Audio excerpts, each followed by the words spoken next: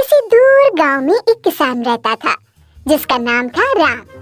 राम बहुत ही अच्छा और समझदार आदमी था। उसकी 5 एकड़ जमीन थी। अच्छा किसान होने के बावजूद भी उसके खेत में वो अनाज नहीं उगा पा रहा था, जबकि बाकी किसान फसल की कटाई भी करते और बीज भी बोते। राम हर रोज कुदाल चलाता और चलाता और उसकी जमीन बंजर ही रहती। ओ राम, तुम हर रोज क्यों कुदाल से खोदते हो? इस जमीन ने तुम्हें आज तक अनाज का एक दाना भी नहीं दिया। तुम्हें ये जमीन बेचकर किसी और जगह नई जमीन खरीदनी चाहिए। मगर भाई, ये जमीन तो मेरे पुरखों की है और वो इसी जमीन पर खेती किया करते थे। मैं जरूर कोई गलती कर रहा हूँ, पर मैं कोशिश करता रहूंगा। मेरी शुभकामनाएं तुम्हारे साथ है भाई। राम किसी भी कीमत पर अपनी जमीन नहीं बेचना चाहता था। उसने कई दिन तक खाना भी नहीं खाया, सिर्फ फल ही खाता था। राम ने हिम्मत नहीं हारी। वो हर रोज कुदाल चलाता रहा।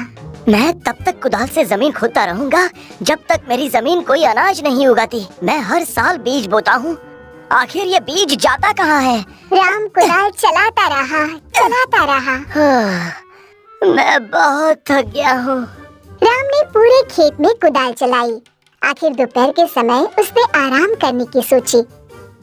भूखा होने के कारण राम कुदाल नहीं चला पा रहा था। वो अपना काम रोकने ही वाला था कि उसकी कुदाल जमीन में किसी चीज से टकराई। ये क्या है? ये आवाज तो किसी धातु की लगती है। ओह, कितना बड़ा घड़ा है। बड़ी अजीब बात है। भला कौन ऐसे धातु का घड़ा जमीन के इतने नीचे गाड़ सकता है? ये तो हद ही हो गई। राम को लगा कि उसकी इतनी कड़ी मेहनत बिल्कुल बेकार गई है। उसने अपनी कुदाल घड़े में फेंकी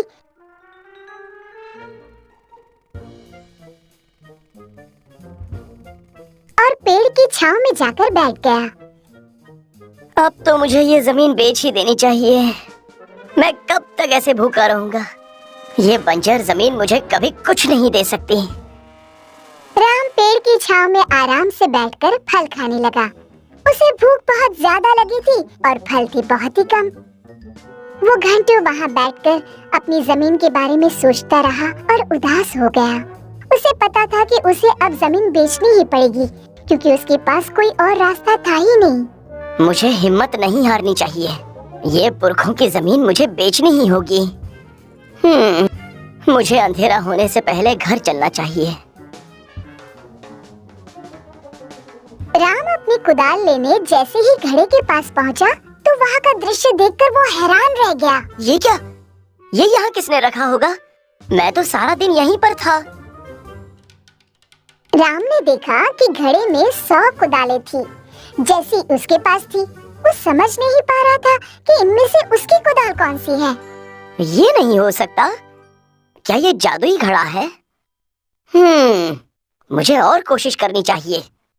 राम ने वो 100 कुदालें बाहर निकाली और घड़े में एक अंगूर का दाना रखा।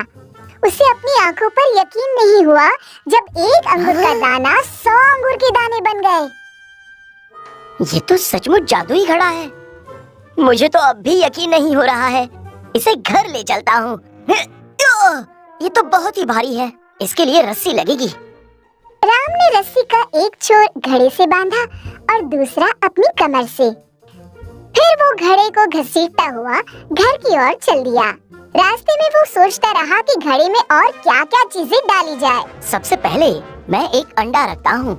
वैसे भी मुझे बहुत भूख लगी है और मैं सिर्फ फल ही तो खा रहा हूँ। राम तुरंत बाजार गया और अपने बचाए हुए पैसों से एक अंडा खरीदा। फिर उसने वो अंडा घड़े में रखा और देखते ही देखते घड़ा अंडों से भर गया। राम बहुत खुश हुआ। उसने अपने लिए 2 अंडे पकाए। मैंने आज तक ऐसा स्वाद नहीं चखा। पर मैं इन बाकी बचे अंडों का क्या करूँगा?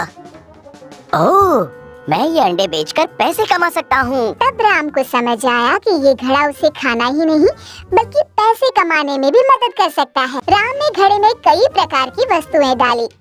जब उसे कपड़े की जरूरत पड़ती थी तो वो एक छोटा कपड़े का टुकड़ा घड़े में डालता। तुरंत घड़ा उसे 15 लोगों के लिए कपड़ा दे देता। अगर उसे कमीज की जरूरत पड़ती तो घड़े में एक कमीज रखता और घड़ा उसे 100 कमीज देता। इस तरह राम अनाज, फल और मसाले घड़े में डालता रहा और घड़ा भी उसे बहुत सारी चीजें वापस देता। गांव वाले राम की इस तरक्की से हैरान हो गए, पर किसी को भी सच्चाई का पता नहीं चला। राम हमेशा अपना घड़ा घर के एक कोने में कपड़े से ढककर छुपा के रखता था। एक दिन राम ने घड़े की परीक्षा लेनी चाहिए। उसने घड़े में एक मुर्गी रखी, ये देखने के लिए कि क्या होता है। अचानक घड़े से 100 मुर्गियां पंख फड़फड़ाते बाहर आने लगी। राम का घर मुर्गियों से भर गया, हर तरफ मुर्गियां ही मुर्गियां। ओह, मैंने एक मरी हुई मछली डाली होती तो अच्छा होता। ओह, अब मैं इतनी सारी मुर्गियां कैसे पकड़ूंगा?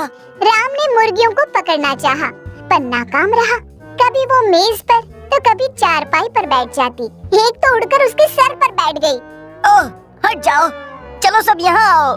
लेकिन मुर्गियाँ डरी हुई थी, इसलिए वो यहाँ वहाँ सारी जगह फैल गई। तभी अचानक रुक जाओ।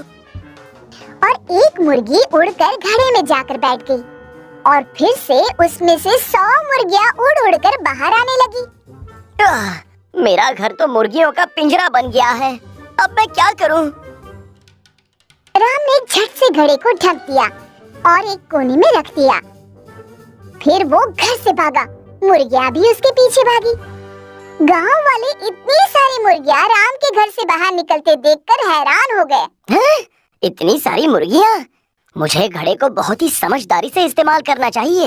लेकिन राम को पता नहीं था कि राजा का एक सिपाही उसकी बातें सुन रहा था। उसे घड़े के बारे में पता चला और तुरंत राजा के पास पहुंचकर उसने सारी कहानी बता दी। इतनी सारी मुर्गियाँ, वो भी एक घड़े से? ये कैसे हो सकता है? वो जरूर कोई जादुई घड़ा होगा। तुरंत राम को और उस घड़े को यहाँ ले आओ, वो शाही खजाने का हिस्सा है। राम समझ गया कि राजा ने उसे घड़ा लेकर क्यों बुलाया है। ये राजा तो बहुत ही लालची है, शायद उसे सारा धन खुद के लिए चाहिए।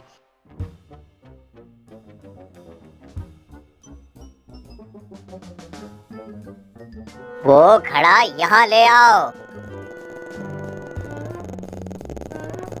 ये तो वाकई काफी बड़ा है।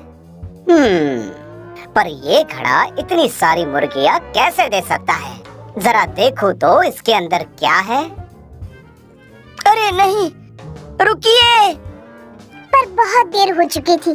जैसे ही राजा ने घड़े के अंदर झांका, वो फिसल गया और घड़े में गिर गया। अब अंदर से 100 राजा घड़े से उछल उछल कर बाहर आने लगे। इससे पहले कि कोई कुछ कह पाता, वो सब आपस में लड़ने लगे। ये मेरी राजगद्दी है, हट जाओ वहाँ से। नहीं, ये मेरी है, मैं राजा हूँ। नहीं, ये मेरा राज्य है। पूरा राजमहल राजाओं से भर गया। अरे अपने राजा को बचाओ। हाँ, पर इसमें से असली राजा कौन है? सिपाही अपने राजा को नहीं पहचान पाए और राजा एक दूसरे से लड़कर मर गए। पूरा राजमहल शोक में डूब गया, क्योंकि अब राज करने के लिए राजा ही नहीं बचा था। राम को अपनी गलती का एहसास हुआ। वो दौड़कर घड़े के पास गया और उसे जमीन पर पटक दिया। पर अब राम के खेत में फसल लहरा रही थी। उसने खेती बाड़ी शुरू की और खुशी खुशी मेहनत करके जीवन जीने लगा।